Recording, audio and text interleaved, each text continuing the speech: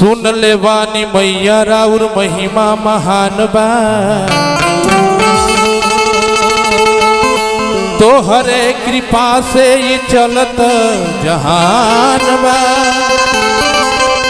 आई पुकार सुन के सेवका बोलावत बा राउर दर्शन पावे खाती मन बेकरार बा। देखी भैया एगो छोट लइका बा ओकर मन में बहुत श्रद्धा बा दुर्गा जी के पंडाल में गइल बा कहता कि ये माई हमार श्रद्धा बा कि हमारा घर हूँ एक दिन रउआ आ जाती। कौना भाव में लइका कहता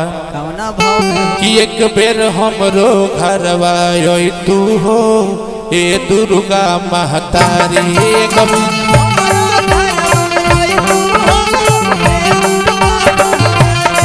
एक बेर हमरो घरवा तू हो ए दुर्गा महतारी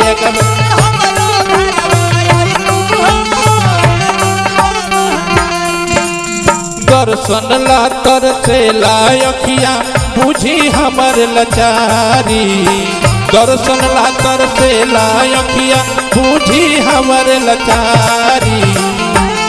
एक बेर हमरो घरवा तू हो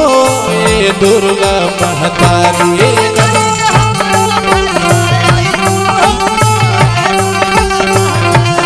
एक बेर हमरो घरवा तू हो ए दुर्गा महतारी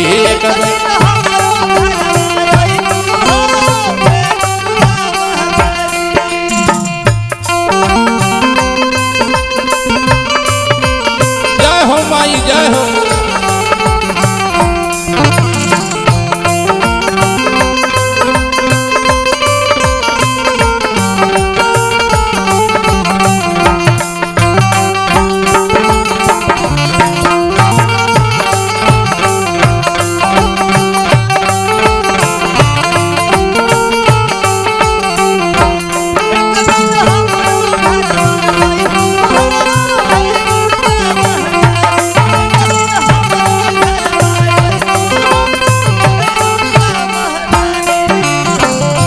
मोहन जी लइका कहता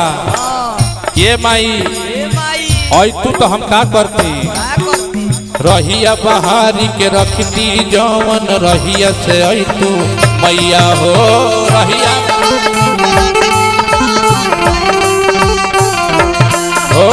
रहिया बहारी के रखती जवन रहिया से तू मैया हो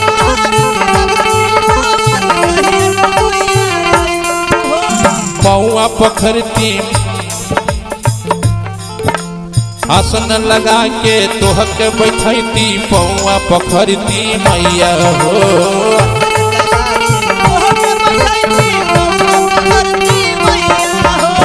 आसन लगा के तोहे बैठती पौआ पखरती मैया हो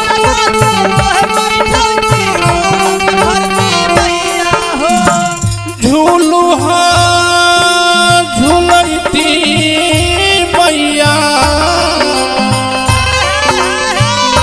झुलुआ झूलती मैया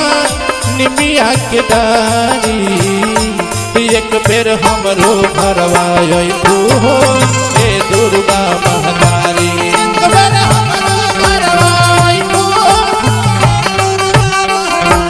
एक बेर हमरो घरवा तू हो ए दुर्गा महतारी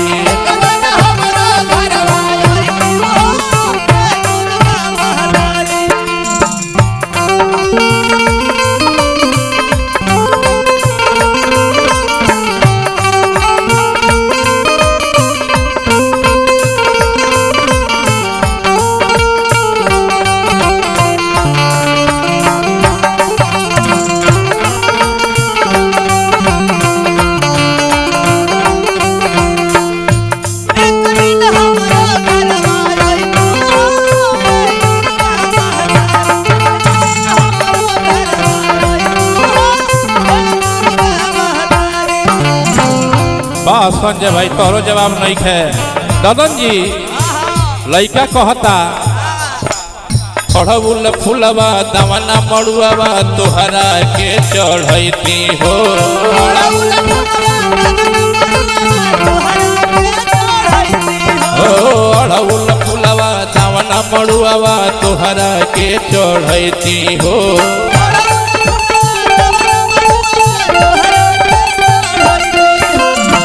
माई के बनावल हलवा पूरी तोहके खियती हो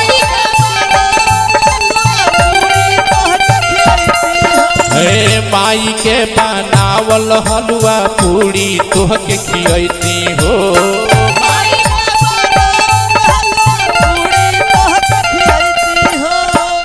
मनवा के श्रद्धा